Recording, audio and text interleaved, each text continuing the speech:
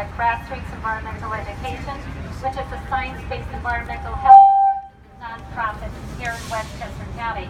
I have a few comments, but before I make those comments, I want to just read a very short message that I was given by Dr. Ellen Dozer, who is the director of the Children's Environmental Health Center of the Hudson Valley, and he's also the chief pediatric pulmonologist at the Maria Ferrari Children's Medical Center here in Westchester.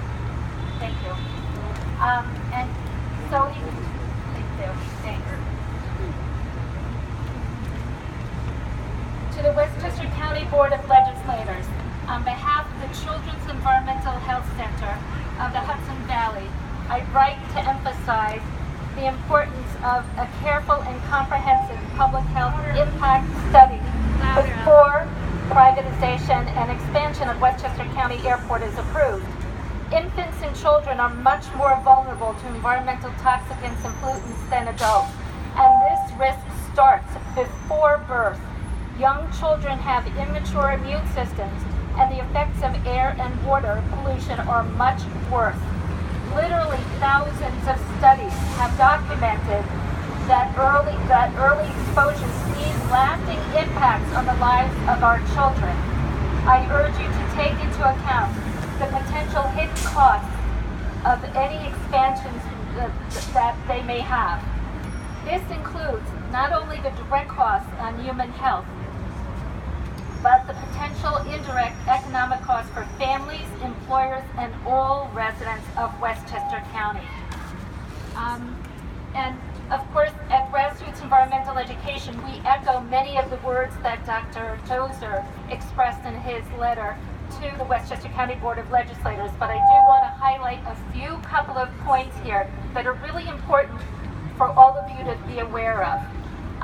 He did focus on a health impact assessment. It's a comprehensive, independent, transparent assessment that would closely examine those not only environmental health impacts, but public health impacts to the entire community, long-term and immediate.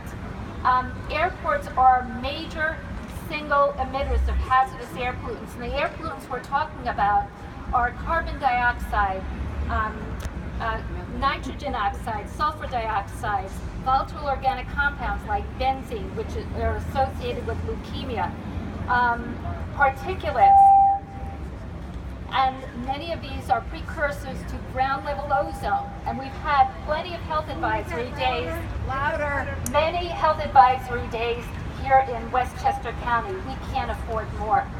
These toxic compounds are associated with cardiovascular disease, neurological disease, asthma, lung disease, birth defects, reproductive harm, and the list goes on, including certain types of cancers.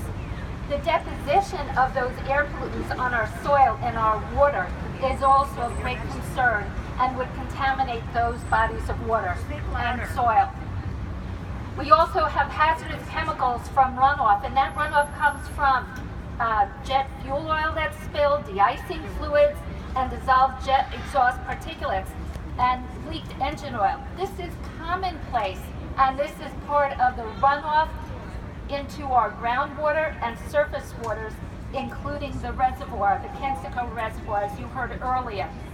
That reservoir, when it delivers water to our water supply here in Westchester County and also in New York City, that water supply is not filtered when it makes its way to our tap in our homes and businesses and schools. So we know about children's unique vulnerability. Essentially, the county enacted protections years ago, wise protections. This is not the time to strip them. This is the time to strengthen them. And I urge everyone to participate and make your voices heard to oppose this privatization and expansion at the Westchester County Airport.